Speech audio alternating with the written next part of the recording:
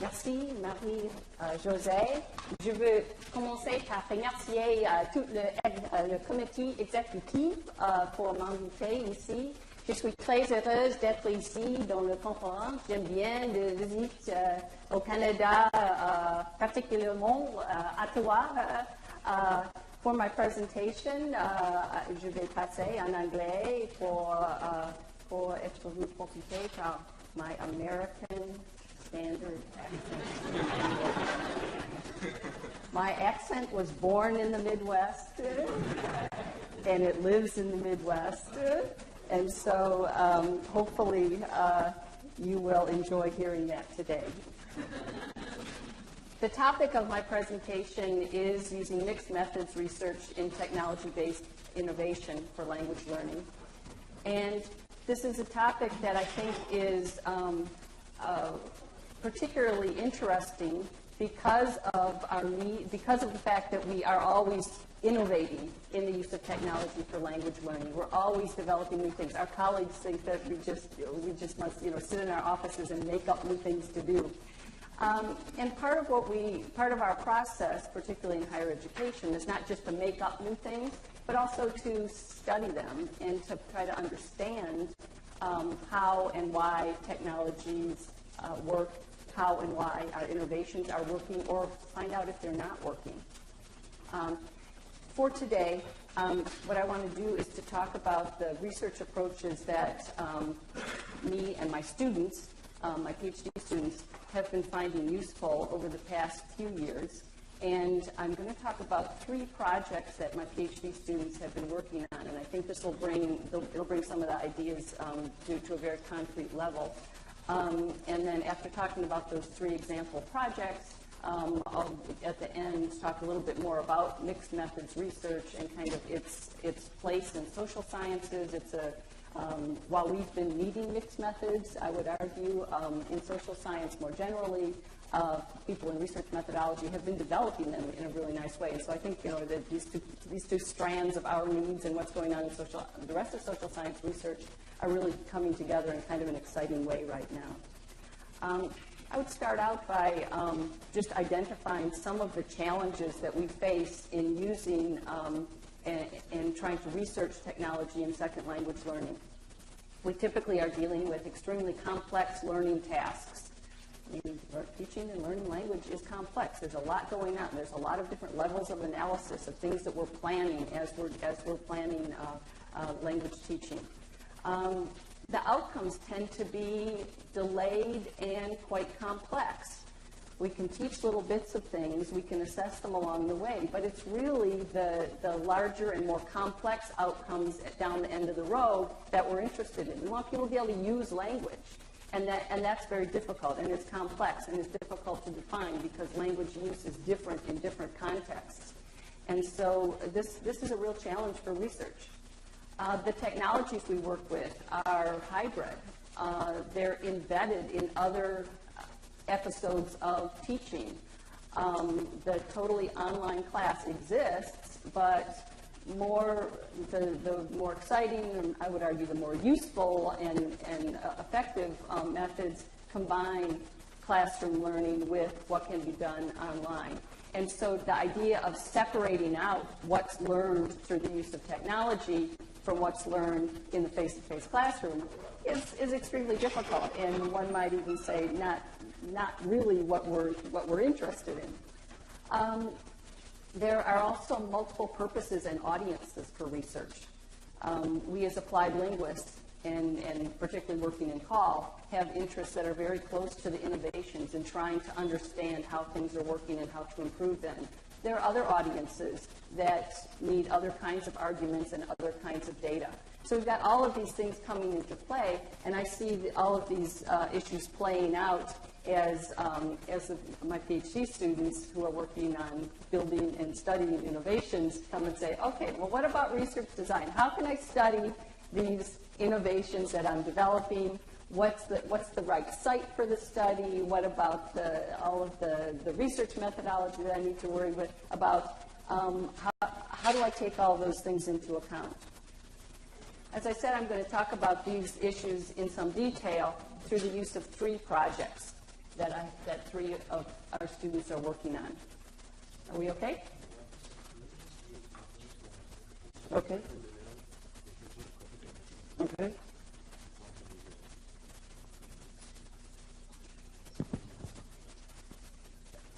Ça va? Okay. Dois-je commencer encore? Okay.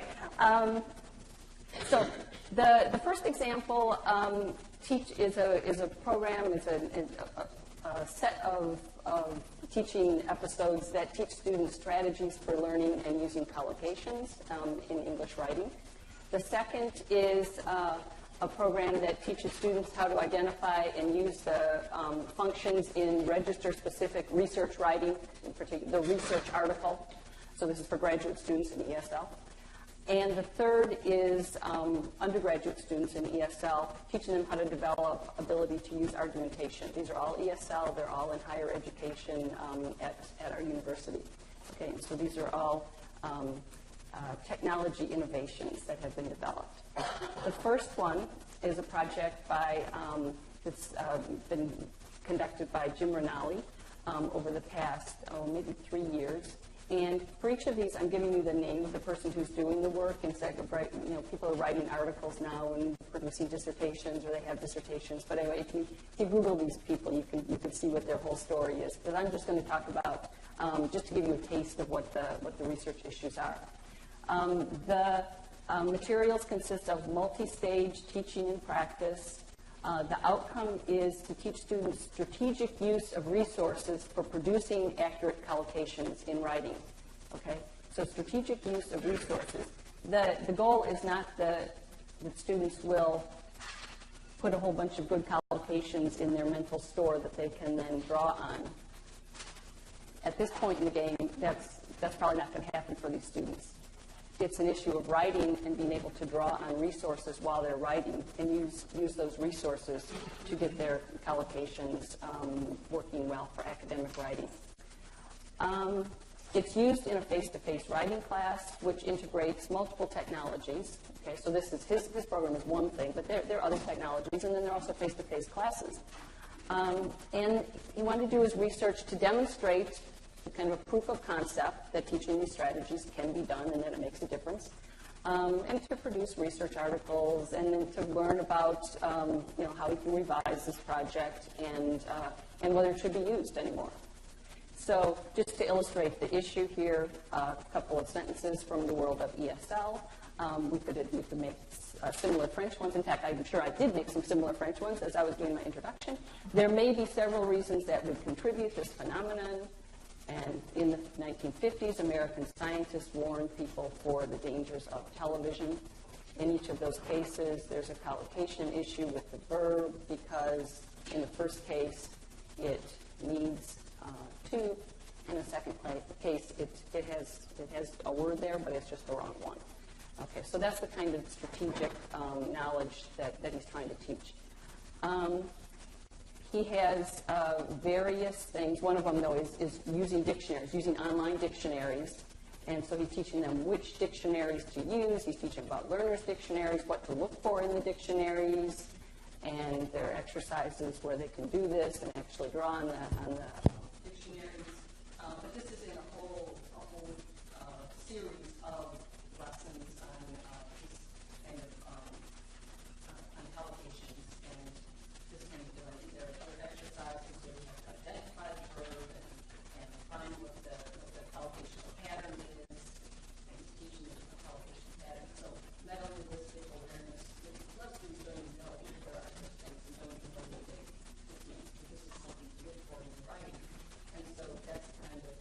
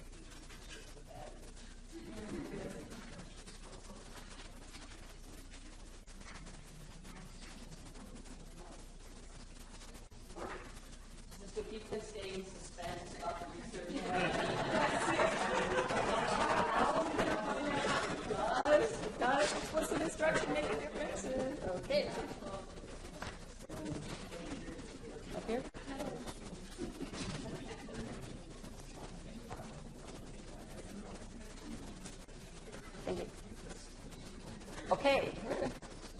I sound louder to myself.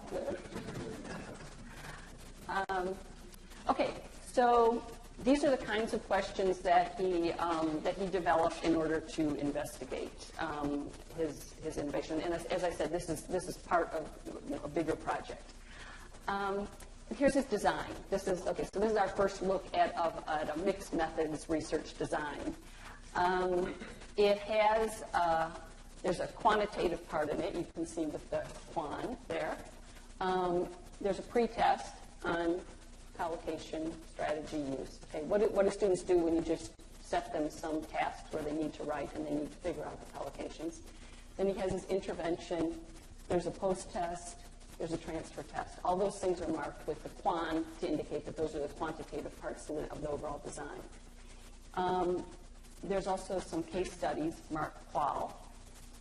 The qual's in small letters, meaning that's it takes a secondary role in the overall design. Okay. This is an explanatory design where he's doing something and basically working within a quantitative model of a control treatment kind of thing. So he's got explicit instruction and discovery conditions. And then the case studies are going to provide more insight. Okay, so that's kind of the explanatory aspect. They're going to, once you get results, if all you have are numbers, you don't really know why anything happened, which is what we don't like in applied linguistics, because we don't know how to change things if all we know is that somebody did better than somebody else. There are also questionnaires that are quantitative, and there's also data capture during performance, which he's actually using in a quantitative way because he's just counting certain things, but those data could be used as qualitative data as well. Okay. For this, the big question always with the students is, so how many participants do I need in the study? Okay, because when we're doing these studies in real classrooms,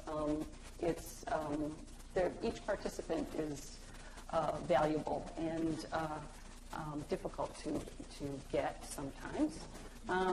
For this particular study, he ended up doing this in the three writing classes. He got 64, which is okay for a quantitative study. And for the qualitative, for the case studies, he just had 6. And you see this a lot of times in these mixed method studies where you have something big going on and you're collecting a lot of quantitative data, but at the same time, you just take a subset of those to get the qualitative data on. Okay? And that makes it workable. I'm just going to show you a few of the results, and Jim has Jim has no end of results, which I'm sure you'll see or have seen already to some extent. So here, remember, at our pause, we were wondering, does the explicit instruction make a difference? Okay, well, in this case, the data that we have here from the pre-test, post-test, and I don't have the delayed post-test, but from the pre-test, post-test, the explicit instruction did make quite a big difference. The explicit